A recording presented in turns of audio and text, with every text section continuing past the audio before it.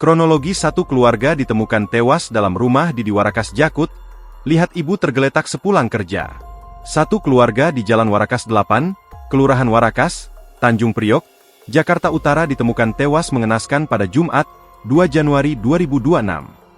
Satu keluarga tersebut terdiri dari 4 keluarga yakni ibu dan 3 anaknya.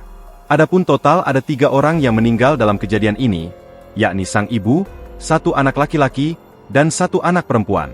Warga setempat bernama Tuti mengatakan, 1 korban kini tengah kritis di RSUD Koja. Yang satunya, 1 anak perempuan, kritis di RSUD Koja, ujar Tuti saat ditemui Kompas.com di tempat kejadian perkara, TKP, Jumat, 2 Januari 2026. Tuti menjelaskan, peristiwa tersebut diketahui setelah salah satu anak korban yang lain mendapati ibunya dalam kondisi tak sadarkan diri di dalam rumah. Tuti menambahkan, ayah keluarga itu diketahui sudah meninggal dunia. Baru habis meninggal bapaknya, belum lama. Suaminya udah meninggal baru-baru, kata Tuti.